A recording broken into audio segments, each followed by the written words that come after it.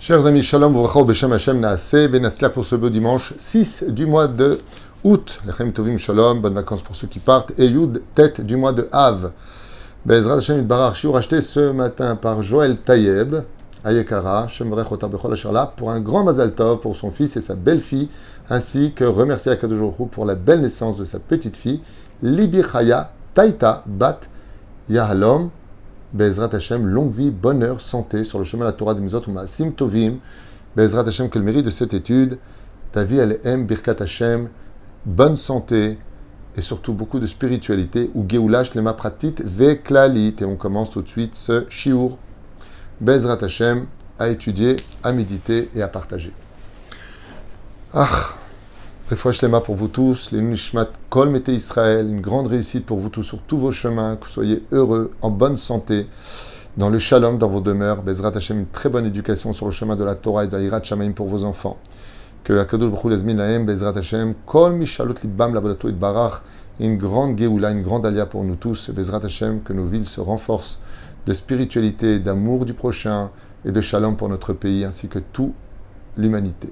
Bezrat Hashem, qui est vraiment le shalom partout. Quand on voit les images de la pauvreté dans certains pays, quand on voit combien les gens souffrent dans ce monde, il ratson qu'on évite la Géoula et que vraiment plus personne des créatures de Dieu ne souffre dans ce monde parce que vraiment il y en a ras-le-bol. Enfin bon, en attendant, ce qui est très curieux, c'est que Dieu, on l'appelle quand même le bon Dieu. Et on a du mal à réaliser que tout le temps Dieu est bon. Pourquoi ? Parce que beaucoup de gens divorcent, et puis il y a beaucoup de gens qui souffrent, et puis il y a beaucoup de gens qui sont malades. Et puis, il y a souvent des injustices qu'on ne comprend pas. Pourquoi, par exemple, cet homme-là, avec 20 000 euros, il pourrait très bien vivre tous les mois. Pourquoi il gagnerait, par exemple, 40 000, alors que l'autre, il ne gagne même pas 200 euros. C'est-à-dire qu'on est face à des situations qui sont tout le temps à l'extrême. Il y a des gens qui partent tous les mois en vacances, il y en a d'autres qui sont pas partis depuis 10 ans en vacances. C'est pas qu'on est jaloux, c'est que dans le ciel, il y a des courts-circuits, quoi. Ils ne voient pas que ici, ça va et que là-bas, ça ne va pas. La vision de notre vie à nous, dans le monde très déterminé dans lequel nous sommes, qui nous aveugle complètement des mondes parallèles et de la réalité qui nous a précédés et qui va devant nous, eh bien, nous fait vivre des pseudo-injustices, en tout cas nos goûts à nous, parce que c'est nous qui les subissons à un certain degré. Et on est très souvent, en train de juger, d'en avoir marre, de tout baser, de pourquoi ça m'arrive, qu'est-ce que j'ai fait pour mériter cela. Et on ne sait pas. Alors bien sûr, il y a des choses qui viennent, comme par exemple, la Torah nous le dit elle-même. On l'a lu tout à l'heure dans un des premiers jours de la journée, il y en a eu beaucoup aujourd'hui. Mais par exemple, celui qui va coucher avec une non-juive, eh bien, il y a marqué Atpat Lechem. Il risque de perdre son mazal. Celui qui fait Zera Levatala, il risque de perdre son mazal. Celui qui parle du Lachon Hara, il risque de perdre plus que son mazal. Il y a des choses que l'on fait et qui ferment les couloirs du mazal dans ce monde. Alors, c'est vrai qu'il y a des choses qu'on a dit. C'est vrai qu'il y a des choses qu'on a fait, mais il y a quand même beaucoup de choses qu'on ne comprend pas. Un jour, une femme m'appelle en me disant « Je ne comprends pas, j'ai fait 7 shidduchim, ça ne marche pas. » Alors je lui ai dit « Moi j'ai fait le 8e et il a marché. » Elle m'a dit « Ah d'accord », elle a raccroché. Et je suis tombé sur un garçon qui m'a dit après « Vous savez Rav Tutu, ça fait 5 ans que je fais des shidduchim, ça fait 5 ans que ça ne marche pas. » Je lui ai dit « Ok. » Tu sais, Moshe Rabbeinu, il a été 40 ans dans le désert, et sauf il n'est pas rentré non plus. Dieu, ça fait 2000 ans qu'il est SDF, il n'a pas de maison, il n'a pas de Beth Amikdash. Alors, c'est pas tellement grave si ça fait 5 ans que tu fais des shidduchim. Continue, et peut-être que tu devrais te réviser, peut-être tu as mis la barre trop. Ah oui, moi, il me faut qu'elle soit comme ça, et comme ça, et comme ça, et comme ça.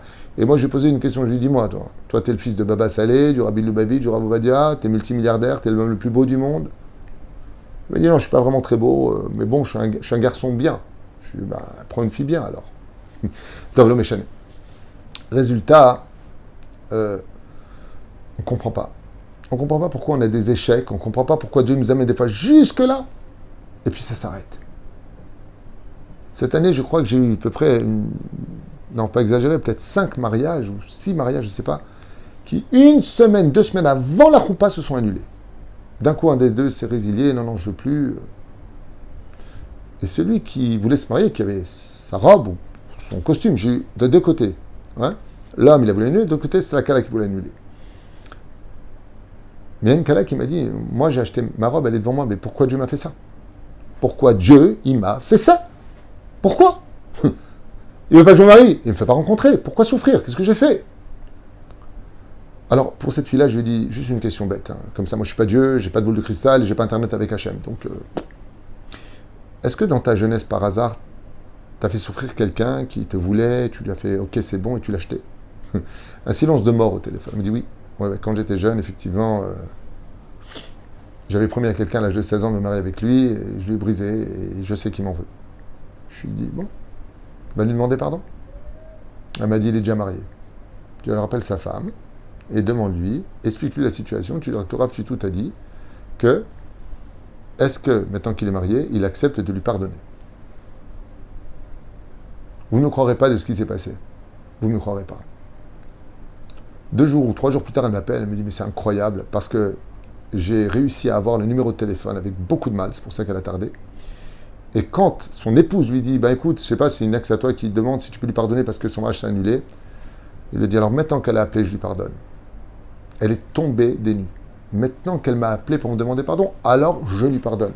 Ça veut dire que la rancœur qu'il avait dans le cœur, alors la femme lui a dit, mais attends, je comprends pas, parce qu'ils ont commencé à se dire, quoi, tu la regrettes? Non, je regrette pas. Mais c'est une femme qui m'a fait du mal pendant 1 an, j'ai eu du mal pour m'en remettre. Parce que j'étais sûr que ce serait ma femme, et grâce à Dieu, je t'ai trouvé toi.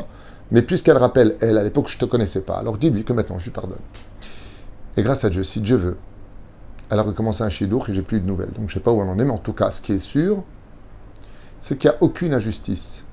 Alors là, c'était ce cas précis, des fois, c'est d'autres cas. Et j'aimerais partager une très belle histoire qui s'est passée aux États-Unis. Malheureusement, j'ai plus les noms de tête parce que les noms, j'ai un problème avec les noms. J'ai une bonne mémoire pour la Torah, mais les noms, j'ai un gros problème. Et j'aimerais partager cette merveilleuse histoire qui va nous donner beaucoup de réflexion sur le vrai Gamzol et Tova Behemet. Parce que les réponses à nos douleurs dites injustes, à nos yeux, viennent ou du passé qu'il faut fouiller, ou d'un avenir qui nous attend. Des fois, on n'a pas ça parce qu'on avait mieux. Des fois, on n'a pas ça parce qu'on l'a raté.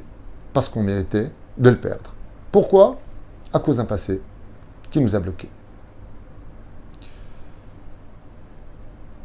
Un Bachour Yeshiva orthodoxe fait une rencontre à Central Park, à New York, à Manhattan. Et cette fille est une fille de Rav qui a fait des séminaires. Elle est très jolie d'apparence, très fine, mais a une chose de très déterminée, c'est qu'elle sait exactement ce qu'elle veut. Et elle sait surtout ce qu'elle ne veut pas. Donc le Shidour se part super bien. On peut avouer très franchement que le garçon a craqué dès qu'il l'a vu. Il étudie la Torah, il est assez assidu, mais quand il l'a vu, ça lui a parlé. Et donc ils ont fait cette première rencontre, toujours en restant dans un endroit public pour ne pas se retrouver isolés. Et ils ont commencé à « Qui es-tu? D'où viens-tu?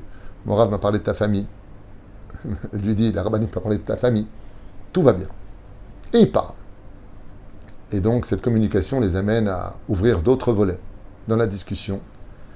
Et après 2 heures, avoir passé ensemble à s'écouter et à essayer de comprendre comment ils voyaient leur foyer, qui sont-ils au niveau de leur midot, est-ce qu'ils sont plutôt généreux ou pas généreux, comment ils feraient dans telle et telle situation. Ils se rencontrent une 2e fois. Et la 2e fois, c'est beaucoup plus cool. Ah, comment vas-tu? Le sourire déjà au rendez-vous. Viens, on avance, je suis content de te voir, il y a une semaine qu'on ne s'était pas vu. Et là, ils ouvrent beaucoup plus le volet sur même les noms des enfants, comment ils verraient les choses, qui était son grand-père, qu'est-ce qu'elle a appris le plus, qu'est-ce qu'elle aime le plus au monde, qu'est-ce qu'elle déteste le plus au monde, qu'est-ce qu'elle lui déteste. Des questions qui sont importantes, mais en toute franchise et en toute sincérité.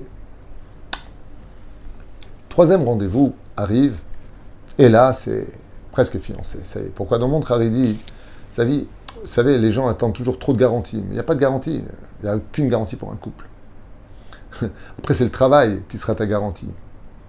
Mais de dire, j'ai besoin qu'elle soit comme ça, qu'il soit comme ça, comme ça, comme ça, comme ça, c'est des vitrines, tout ça. Après, la vraie vérité, on dit souvent les gens changent. Non, ils n'ont pas changé. C'est simplement que maintenant, tu connais le vrai personnage. Oufren, eh bien voilà, que le 3e rendez-vous se passe, et elle est tellement contente. Et elle lui avoue brièvement qu'une partie de son cœur commence à s'ouvrir pour lui, parce qu'elle ressent vraiment que c'est le garçon presque idéal. Et lui avoue ouvertement que depuis le premier rendez-vous pour lui, c'était Gvar Sagour, parce que vraiment, il ne veut que elle. Très content, il marche à Central Park. Et à ce moment-là, il se rend compte que la Shkia arrive. Il dit mince, j'ai pas encore fait Mincha. Et il court de toutes ses forces en lui disant Mina Shamaim, tu vois cet immeuble, il y a une synagogue juste là. Je viens, attends-moi. Elle lui dit Ada, tu vas prier Mincha. C'est évident que tu vas aller prier Mincha. Qu'est-ce que je suis moi à côté d'aller prier et rencontrer Hachem? Et il court. Seul problème, c'est qu'au bout de 3 minutes, à la montre, il revient avec le sourire et la bouche qui fait elle regarde sa montre, elle regarde droit dans les yeux. Elle lui dit la synagogue était fermée. Elle lui dit non, c'est ouvert. Elle lui a dit entre le moment où tu es rentré dans l'immeuble et le moment où tu es ressorti de l'immeuble, il y a eu 3 minutes. Alors tu commences Ashrei Jovetecha, le temps de faire ta Amida, le temps de ressortir, 3 minutes. Tu as donné à Dieu 3 minutes de prière? C'est ça ta prière? Et lui, il a commencé à lui dire, mais non, mais il faut me comprendre. Bon, en réalité, j'ai prié Yachid, j'ai pas prié avec le Tzibour. Ils avaient commencé dans quelques minutes, je voulais pas te laisser attendre, j'avais envie d'être avec toi. La Kala, elle regarde comme ça, elle lui dit, ok, écoute-moi un instant. J'étais très content de t'avoir connu.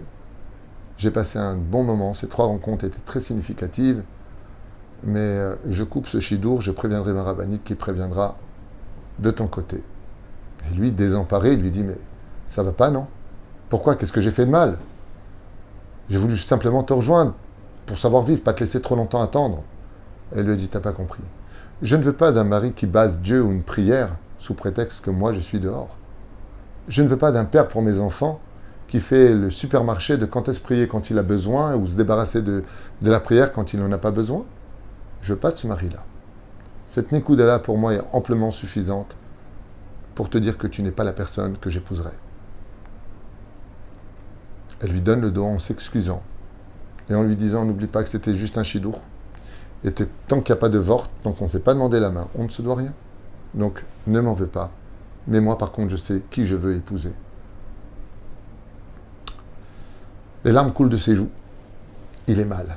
Il est très mal, parce qu'il voit partir de dos la femme qu'il aurait le plus aimée au monde, avec qui il aurait voulu partager tellement de souvenirs et un avenir certainement harmonieux. Mais il sait qu'il a tout gâché. Il regarde la Beth Knesset, cette petite synagogue,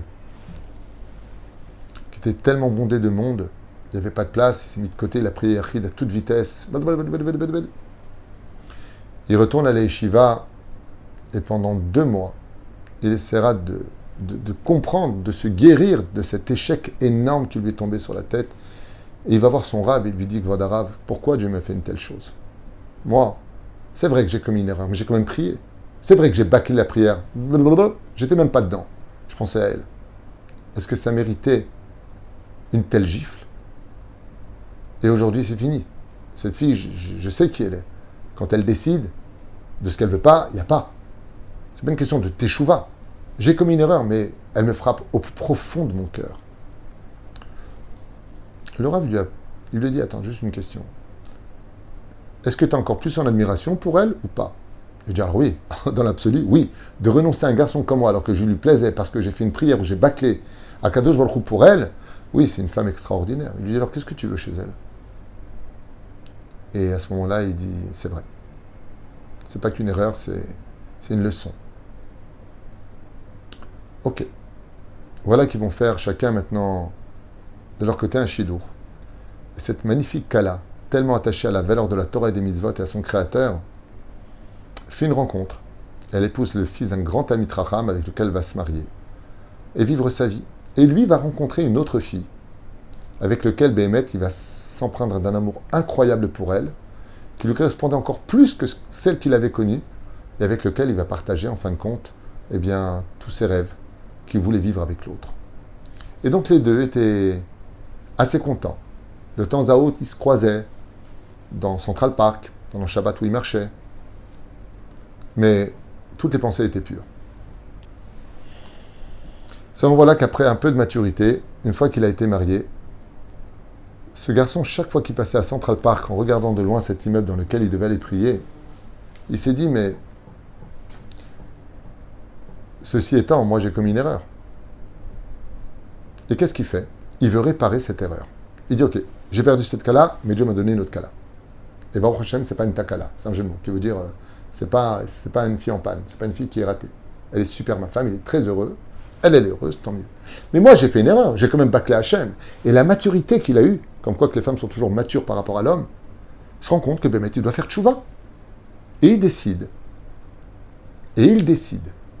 de voyager dans les 51 États des États-Unis pour ramasser de l'argent, pour créer une synagogue où on étudiera la Torah et plusieurs petites pièces à l'intérieur pour faire des minyanim, pour demander pardon à Dieu d'avoir bâclé sa prière devant lui.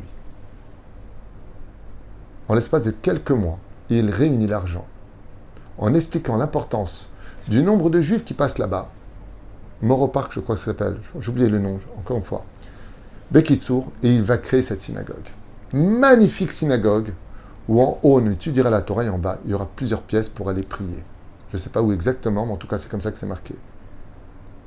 Et jusqu'à aujourd'hui, ce lieu est rempli de personnes qui viennent étudier et qui viennent prier, qui viennent prier, qui viennent prier. Et voilà que le temps passe. Et on apprend que la femme du grand tzaddik est décédée. Et qui était cette femme? C'était l'épouse qu'il aurait voulu épouser à son premier shidour, celle qui lui a dit non. Parce que tu as gâché la prière. Alors il est parti voir le mari et il lui a raconté son premier shidour avec elle. Et le mari, il a dit, si tu es d'accord, eh bien on fera la levée du corps, non pas de la maison, mais on fera la levée du corps de cette synagogue que tu as créée grâce à elle, pour lequel tu as raté ton shidour, qui t'a dit, je ne me marierai jamais avec quelqu'un qui est capable de bâcler une prière pour moi.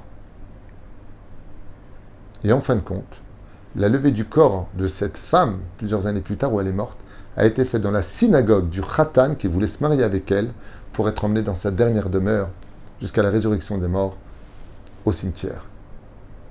Lui, quand il raconte son histoire, ce Khatan, quand il a raconté ce qui lui était arrivé, il a dit, vous voyez, quand j'ai eu mon échec, quand m'est arrivé ce qui m'est arrivé, le monde s'était effondré, je ne comprenais plus Dieu. Pourquoi cette injustice? Qu'est-ce que j'ai fait de mal? J'ai quand même prié, j'aurais pu faire semblant de dire j'ai fait prière Mintra d'abord, tout à l'heure, j'ai déjà prié. Non, j'étais honnête. Mais alors pourquoi on m'a fait 3 rencontres? 2 heures, pourquoi faire? 6 heures à passer avec une femme pour voir si tu peux te marier avec elle, en toute pudeur, sans vous toucher, sans déborder dans les mots, pour avoir construit un tel chef-d'œuvre. Il a dit... Le plus beau jour de ma vie, c'est quand elle m'a dit non, je ne t'épouserai pas, pour voir plus tard combien aujourd'hui de gens étudient ici, combien de prières il y a ici. La réponse dans son cas à lui, par contre, contrairement à l'autre cas, où ça s'est annulé pour elle, et qu'un homme lui en a voulu, au fond de son cœur, eh bien des fois la réponse, elle était tout simplement dans l'avenir. C'est pour cela que quand tu vis le moment présent, fais juste preuve d'humilité et dis Gamzo, Letova, Shavuot Tov.